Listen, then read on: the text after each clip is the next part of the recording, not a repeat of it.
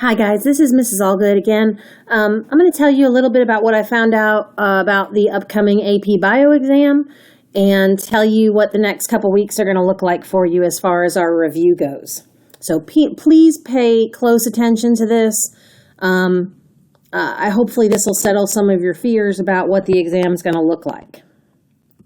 All right, first of all, College Board apparently sent you guys a survey to find out whether you were still planning on taking the exam. I hope all of you are still planning on taking the exam.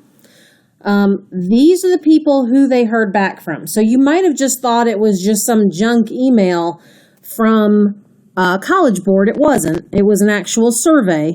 Now listen, if you're worried because you say, well, I didn't do that survey or I deleted that survey, it's not a big deal. What they said is every student on either of these lists, whether you responded or didn't responded, is still registered for this year's exam, and there's nothing else you have to do, regardless of whether you still plan to take the exam or not. So don't worry if your name is down here. That's okay. I'm just showing you which list you're on, because you got to make sure that you're getting College Board emails, okay, that you didn't put your email address in wrong when you registered. So as long as you're getting College Board emails, I think you're fine. But we've got to make sure that they've got the right email for you, because that's probably how you're going to get your exam, okay? And if there's any problems with this, I don't know that I can help you, but Mr. Crum can. You can email him.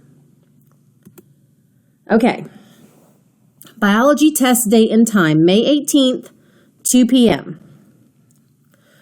Okay, students will have 25 minutes to read and respond to question 1, and we'll talk about what question 1 might look like, and then 5 minutes to upload their response. Okay, basically you have two options here. You can type in your answer or write it out on a separate document and then upload it. I would think as long as you don't have a graph to make, I would think you'd just be typing in your answer. I think that's the easiest route. Okay. After uploading the response to question 1, students will have 15 minutes to respond to question 2. Okay. Question 2 is not worth as much as question 1, thus the shorter amount of time. And again, they're going to give you 5 minutes to upload your response to question 2. Once you submit your response to question 1, you cannot go back to it. Okay? All right, so let's look at the two questions, and then I'll give you some examples from years past, some of which we've already done. Okay? So question 1, 25 minutes for that. Question 2, 15 minutes for that. And remember, they're giving you about 5 minutes for each to upload your answer. Okay? Question 1 is worth 65% of your points, so it's not 50-50. When I heard two questions, I figured it might be worth equal amounts. They're not. 65% and 35%. Question name. Question 1 is interpreting and evaluating experimental results. Like I said, I'll show you what that might look like. I don't know the exact question they're going to ask you or what topic it's going to relate to. I have no idea. But the way they ask it, it's not like you don't have to know any of the content to be able to answer it. Yes, it's going to be some analysis in that, but when they talk about, justify your predictions, okay, describe and explain biological concepts, you're going to still have to know something about what you learned this year. It's not all going to be analyzing a graph. That's part of it, okay? Conceptual analysis, it says let's go back to question 1. Interpreting and evaluating experimental results. Question 1 presents students with an authentic scenario accompanied by data in a table and or graph. This question assesses students' ability to do the following. Describe and explain biological concepts, processes, or models in applied context. Identify and justify experimental design procedures. So, they might ask you for a possible hypothesis. They could ask you for a null hypothesis. They could ask you for the independent and dependent variables in a given experiment. Please don't miss stuff like that. That is easy. You've been doing independent and dependent variable stuff since you were in middle school at the very least, if not elementary school. You have got to know that kind of stuff. That's not something I should really have to review with you. Okay? Analyze data, make and justify predictions. Okay? If you look at previous year's FRQ, okay, you can Google any of those. You can say AP Bio 2017 FRQ, and it'll bring them up. So if you're looking at a previous year's free response questions, this one will correlate to FRQ number 1. It's the first FRQ in the packet. Keep in mind that evolution and ecology are not going to be assessed this year. So if you see one with a phylogenetic tree in there, that's not supposed to be asked. So I wouldn't focus on one like that. All right, question 2, you have 15 minutes to answer. 35% of your overall score, conceptual analysis. It says, question 2 presents students with an authentic scenario describing a biological phenomenon with a disruption. So like, this thing is happening, okay, now something goes wrong. It could be a mutation, right? It could be, hey, this is what this normal amino acid chain polypeptide codes for. Now you have a mutation. It's something going wrong. Okay? Describe biological concepts or processes in context. Explain biological concepts or processes. I'm not sure how describe and explain are different. Predict the causes or effects of a change. So remember when I gave you that table that had different, different like amino acid sequences, and you had to pick out where the mistake was and what kind of mutation it was, something like that, where you're predicting, hey, what could have happened to make this go wrong? All right. Then it says support or justify a claim with reasoning or evidence. Now, if you're looking at previous year's FRQs, this is going to correspond to FRQ4. Okay, I don't know what it is about FRQ4 versus FRQ3, but I would look back at FRQs4. That's some of the ones that I'm going to show you in this little flip chart today. Okay, so I saw this on one of the review YouTube talks that you're going to listen to later on this week, and so I just copied it off there. This is Q1. Interpreting and evaluating experimental results. It says describe and explain biological concepts, processes, or models, 1 to 2 points. Identify experimental design procedures, which remember is like independent, dependent variable, constants, controls, possible hypotheses. That's 3 to 4 points. That's a lot. Analyze data, make and justify predictions. Okay, in other words, that's likely going to be your breakdown. Now, when you say points, again, this is based off of the old exam being when this was a 10-point question. Okay, I don't know how they're doing points this year. I just know this question is 65% of your score. Okay, question 1, examples from past years. Okay. And I'm not showing you these. They're not going to ask you these same exact questions, but nevertheless, you should still go through them and try to answer them and see how many points you can get. Okay? This one is from 2019? This might be 2019's. And again, I don't want to go through the whole thing with you because I would really like for you to try it. And in fact, I may give you one of these to do one night during the week. But it says model of a 2-step enzymatic plant pathway for synthesis of IAA, indole acid or auxin, from tryptophan. It says auxins are plant hormones that coordinate several aspects of root growth and development. So just when you thought that plants' hormones weren't important. Indole acid is an auxin that is usually synthesized from the amino acid tryptophan. Gene TRPT, there you go, encodes an enzyme that converts tryptophan to indole 3 pyruvic acid, right there, which is then converted by another enzyme, YUC, to indole acetic acid. So it says circle one arrow on the pathway that represents transcription. Identify the molecule that would be absent if YUC is non-functional. Okay, I'll let you do that. Predict how the deletion of one base pair in the fourth codon of the coding region of gene TRPT would most likely affect the production of IAA. Explain one feedback mechanism. When you see feedback mechanism, you should be thinking negative or positive feedback and try to work that into this example. And then usually the last two parts are a little bit of application. Okay.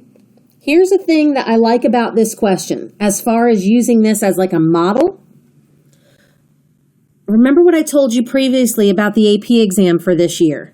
They're not going to give you something that you can easily look up the answer to. Okay? You wouldn't be able to look up the answers to this question. There's nothing about it. Yes, it's based on things you learn. Like you have to understand what transcription is and different kinds of mutations and how a deletion of one base pair in the fourth codon, how would it affect the production of IAA? But that's not something you can easily look up. So that's why I'm showing you these, is to show you, yes, you still have to know the content, but it's not going to be just straight recall things. It's going to be more application. So I may give you this question to answer later. I just wanted to show it to you for right now. This is one that you've at least done part of. You've done the graphs for this one. So if you have your notebooks organized, you can probably find it. This is the effect of caffeine on memory, of visiting a nectar source. So remember, you made a graph for this with the error bars. Notice letter C here. Now, I don't know that they're going to have you design a graph. I wouldn't be surprised if they had you interpret a graph, but I don't know that they're going to have you make one.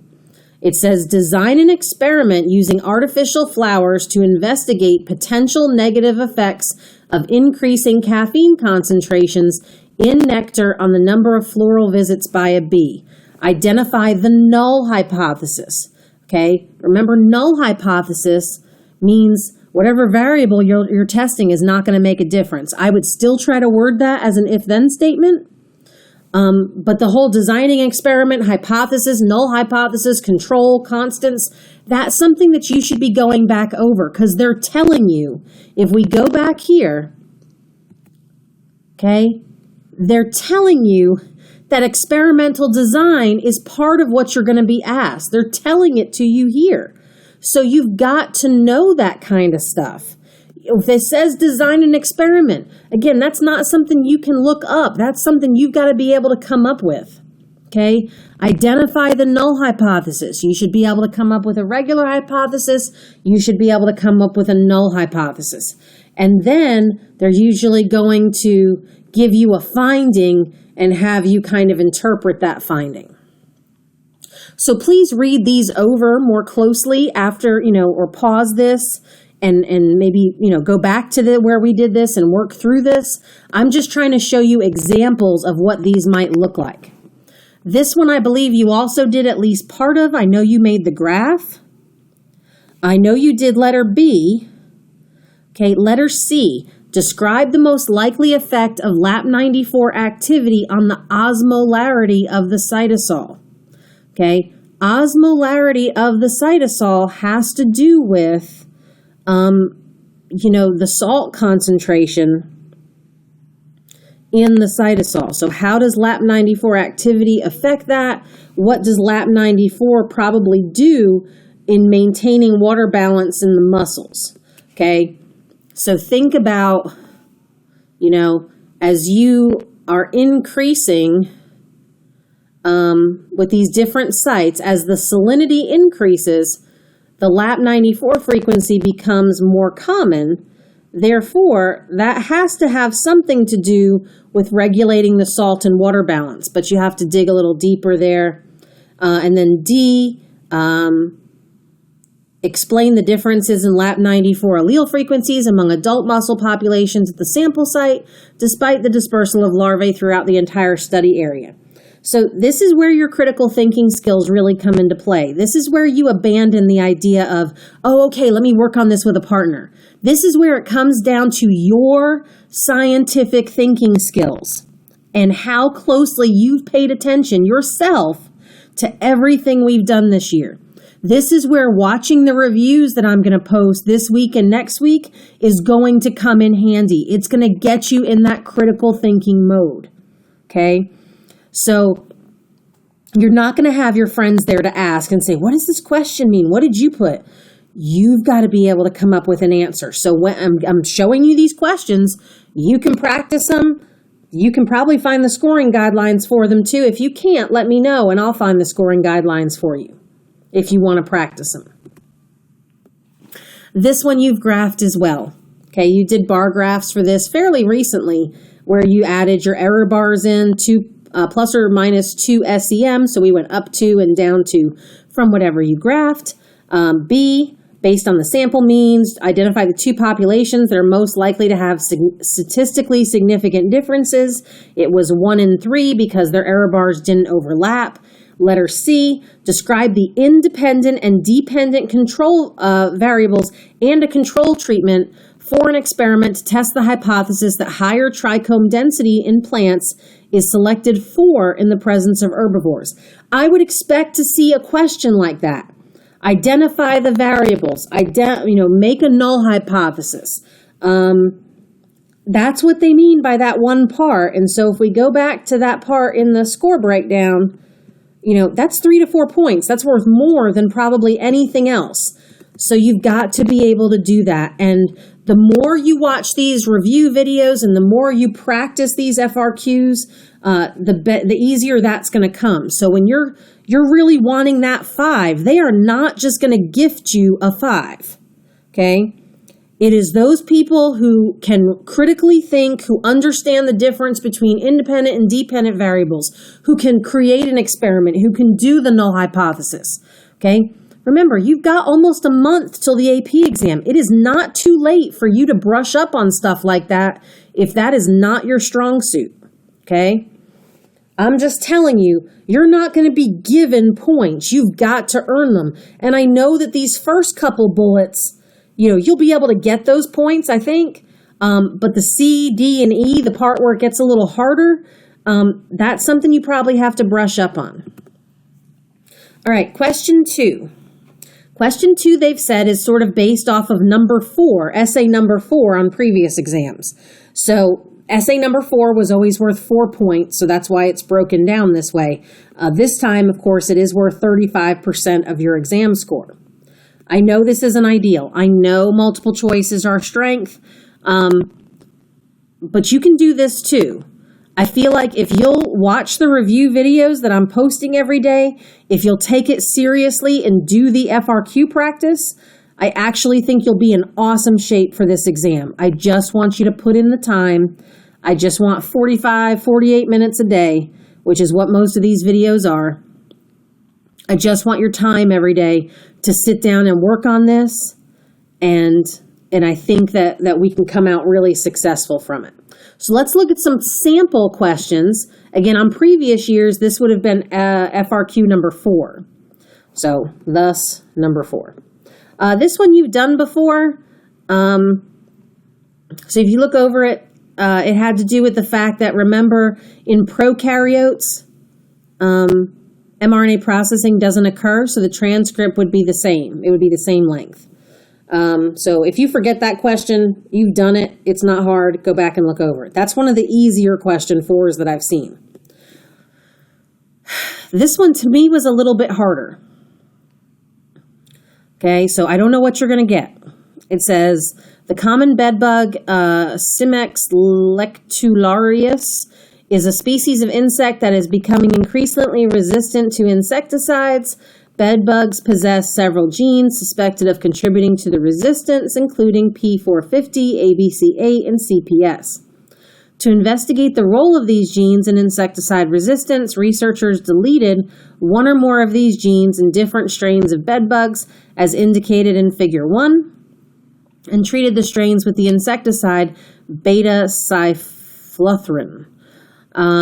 Each strain was genetically identical except for the deleted genes and was equally fit in the absence of that chemical. The percent survival of each strain following that treatment is shown. Okay, so this may be, well, this is one we haven't done. This may be one that you want to try. And then again, if you want me to share with you the scoring guidelines, I can do that. This one you have done. This is the guppy one. Okay, I think you've done it. I think. It says, describe the change in genetic variation between 0 and 6 months old and provide reasoning for your description based on the means and the SEM. Well, notice your error bar is huge here. That means you have a lot of variation. Okay, when you go up to here, 6 months, error bar is very small, not much variation. So change in genetic variation, we would say from here to there, genetic variation has decreased. And again, part of that is because, couple reasons. The error bars have gotten much smaller, and the mean number of spots per adult male guppy has gone up, so they're becoming more similar. Okay, propose one type of mating behavior that could have resulted in this. Propose an evolutionary mechanism. Again, I know ecology and evolution are not going to be on there, so I wouldn't expect a question much like this. This to me was another easy one. You saw it on one of your tests. I think your ecology tests. Identify the key metabolic process. Remember that tripped everybody up. Everyone was asking everybody else, what's a metabolic process? Okay, I know photosynthesis and respiration, but it's not even a matter of memorizing that. It's like when you look at CO2 and you look at organic molecules, if CO2 is becoming an organic molecule like glucose, that's photosynthesis. If an organic molecule, like glucose, is getting broken down to release CO2, that's respiration. That is something basic that you cannot afford to miss on The Real Deal. Okay, so those are just some sample problems for you. It says units eligible for the 2020 exam. These are not my units. These are AP units, which basically this covers everything from scientific method through genetics, I guess, but probably also includes bacteria and viruses. So I would still look over that bacteria and virus unit.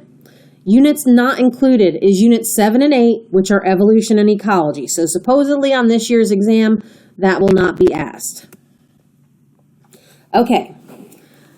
So as a teacher, I got an email this past Friday. You may have gotten one like this as well. And it gave you a lot of information. And one of the things it gave you was a schedule of live stream review sessions on their on the AP like YouTube website. You don't have to worry about tuning in at this specific time. It'll be posted for viewing after that, so I don't care that you watch it at this time. But I wanted to show you what this looks like.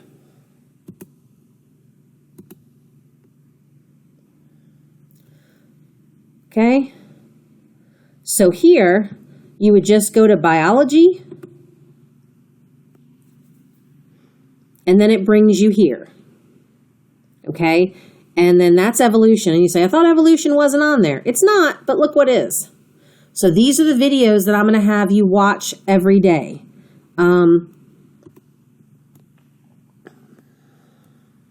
Get off of there. So what's great about this is that these videos are about 45, 48 minutes long.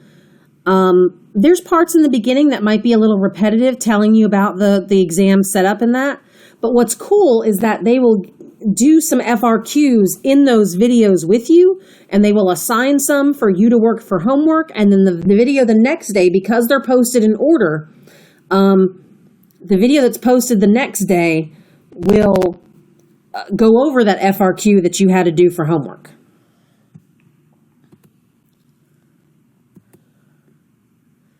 So let's take a look at your schedule. This Monday, April 20th is going to be this video that I'm making right now. And then remember your bromelain, which is an enzyme FRQ, is due by midnight Monday night. Okay, then these other ones, and I'm going to post this Google Doc. Okay, these are going to be links that you can click on. okay? These are the links to those AP videos. So let me be real clear with this here. Yeah, I mean, I was planning on making all of my own videos for this, but these are made by certified AP teachers. College Board has approved these videos as being good, and not only good, but best of the best and very helpful. So I'm just going to have you watch these. And then if I need to make my own videos in a couple weeks and fill in the gaps, that's fine. If I feel like I want to assign an FRQ for you to practice during the week, I will. I'll still try and give you 48 hours to get that done. But really, I want your major work to be watching the video, pausing it when you need to, taking notes if you need to. But it's not really for that. It's really just to listen. You can sit there and plug your earbuds in and just listen to these lectures and just get as much as you can. They'll also be reviewing some labs in the process. So why do I care? Because, guys, this is your review, okay? We left off with pH and feedback. We're picking up with organelles and cell size. Remember, surface area to volume ratios, membranes and transport, labs that have to do with that, and the topics of diffusion, facilitated diffusion, osmosis, enzymes. We'll talk about those some more. Photosynthesis, cell respiration, cell communication, cell cycle, and mitosis. Then we'll get into cell cycle and meiosis. Then we can review a little genetics. These are great videos. I want you to understand that these are going to be your assignments for the next 2 weeks. So please, while I want to help you, I don't want you to come to me the week before the AP exam and say, okay, Miss Allgood, where's our review? I'm ready to review with you. Guys, this is your review. Okay? I don't know what exactly we're going to be doing the week before the AP exam, but I know you're going to have other AP exams that you're going to be doing, so your time might be a little limited. So we need to get these review sessions done before AP exams start, which I think is May 11th. So like I said, I'm not saying that you won't hear my voice again. Okay, that's not what I'm saying, but I'm saying if these are already made, there's no need for me to reinvent the wheel just to put my name on it. These are good. They have good FRQs in them. And this is where your maturity comes in. Okay? You've got to have the self-discipline and you've got to want to do well on this exam to force yourself to watch these every day. They're not bad. Okay? These are other AP teachers who want the same thing for their kids as I do. It's unfortunate that you're in this situation, but we all want you to pass. And it's not so I can just have the bragging rights. I don't care about that at this point. But you've been in this class all year and you owe it to yourself to review this content and give it your best shot. Some people say, well, I might just be able to wing it and I can do fine. Well, you might. But you know how you really wanted that 5 and maybe you made the 4, or maybe you wanted a 4 and you only made a 3, but you could have made that higher score if you had just taken the time to watch some of these reviews.